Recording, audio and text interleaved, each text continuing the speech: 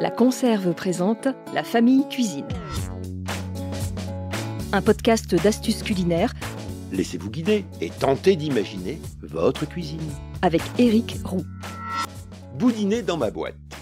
C'est plutôt une tradition du sud-ouest de la France, du Pays Basque au contrefort du Massif central. Mais le boudin peut être mis en boîte. C'est une recette de boudin où, à la base traditionnelle connue chez tous les charcutiers, est ajoutée lors de la fabrication de la viande de tête de porc. Pour les amateurs et les curieux, c'est une véritable gourmandise. Vous rencontrerez certainement ces boîtes apertisées lors de votre prochain périple auprès de conserveurs, charcutiers et ventes à la ferme. N'hésitez pas, rapportez-en quelques exemplaires. Mais comment ça se mange, me direz-vous ? Éric Roux, journaliste et curieux de cuisine. De la manière la plus simple, vous pouvez déguster votre boudin sur une tranche de pain légèrement toastée et réchauffée sous le grill du four pour un apéritif ou une entrée accompagnée d'une salade verte. Il existe d'ailleurs une petite technique pour extraire ce boudin de sa boîte. Ouvrez les deux extrémités de la boîte, ôtez-en un et avec l'autre, poussez le boudin au fur et à mesure, découpez en vous guidant sur les rebords de la boîte, des tranches régulières de l'épaisseur souhaitée. Avec ces tranches bien régulières, vous pouvez faire une tarte. Sur une pâte brisée, finement étalée, vous disposez joliment des tranches de pommes bien fines. Si vous avez une mandoline, c'est plus pratique. Disposez sur vos pommes les tranches de boudin, pas trop épaisses, et passez au four préchauffé à 180-200 degrés pour une petite demi-heure. Dégustez bien chaud. C'est une autre façon de voir et de goûter le boudin aux pommes. De la même manière, avec une pâte brisée, vous pouvez réaliser des chaussons, combinant une compotée non sucrée de pommes et une tranche de boudin.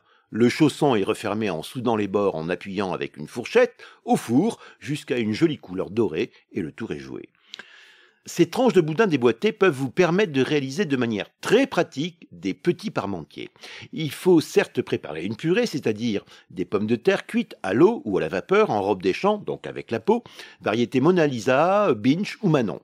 Pelez-les toutes chaudes, sans vous brûler les doigts, écrasées au moulin à légumes ou soigneusement à la fourchette en ajoutant du beurre. La quantité de beurre est indiquée par votre gourmandise, du de noix à pas mal, salé, poivré, et si vous en avez ou si vous l'aimez, une pincée de noix muscade. Détendez avec du lait, mais pas trop, pour que la consistance soit assez ferme. Mélangez bien, mais délicatement, sans trop bousculer votre purée pour lui garder une consistance souple.